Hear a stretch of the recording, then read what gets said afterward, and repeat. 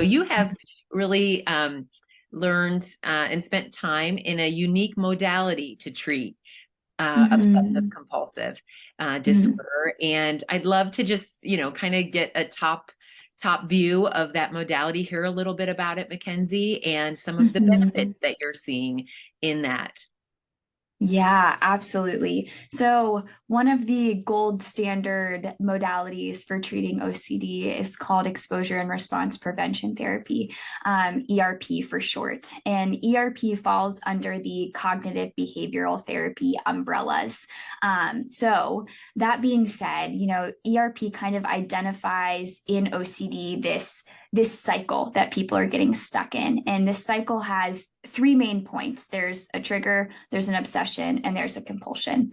The trigger being something that relates specifically to that person's worries. So, the trigger could be if someone was really afraid about germs at that point in time, even something as simple to us as a doorknob could be a trigger, something that isn't necessarily good or bad in nature, but is triggering to them specifically because of their worries.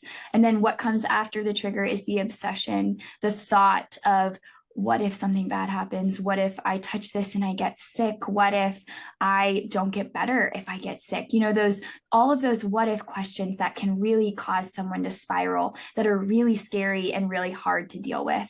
And then after the obsession comes the compulsion. That's the action that someone engages in to try to decrease that felt sense of anxiety that they're experiencing because of the obsessive thoughts that are swirling in their head. And then this cycle just keeps going round and round. And each time it's engaged in, it just gets deeper and stronger. It's a negative feedback loop.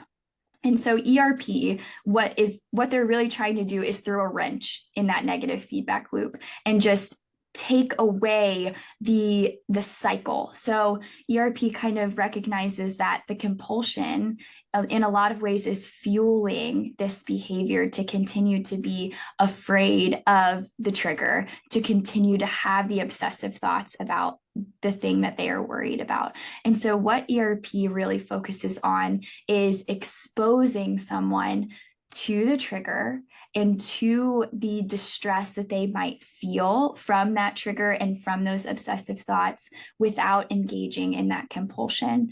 And that's where we have to learn a lot of grounding techniques to be able to get through those moments, to be able to push through that anxiety and to retrain the brain that it's really a false alarm, that that's what's happening, that they're going to be okay even if they don't engage in the compulsion. And the compulsion is not necessary for the world to keep spinning. That's kind of what we're having to retrain the brain to do. And so that looks like, really going slow, because we don't want to flood anyone with exposing them to their biggest fears without that sense of safety that they've built, that compulsion. So we start with things that are the lesser of their worries, the lesser distress levels, and then we work our way towards the bigger scary things. And what's really cool about ERP is that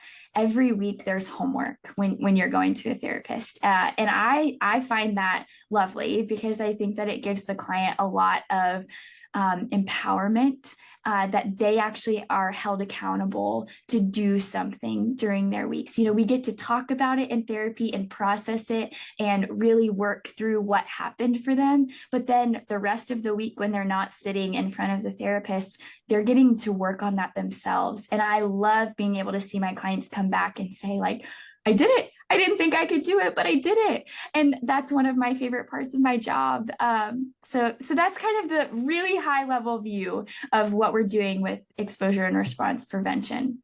Oh, I love hearing the hope in Yeah. everything you're sharing today, and just the empowerment that you're bringing to our youth, to children, and then obviously that's impacting the family for generations to come. So I'm sure others would like to know how to reach you, Mackenzie, whether it be medical professionals, parents, families, educators. What is the best way to reach you today, whether that be just to consult or actually to make an appointment with you?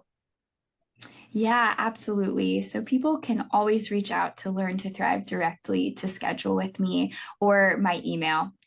Those are the best ways to reach me. But because I'm new to this practice, I have openings and can get people in rather quickly usually. So reaching out to Learn to Thrive to get a consult scheduled with me, we can speak on the phone for 10 minutes to kind of see what's going on and then figure out a good time to meet to do a full intake of if whether it's a child or an adult, to really try to figure out how I can help. Thank you.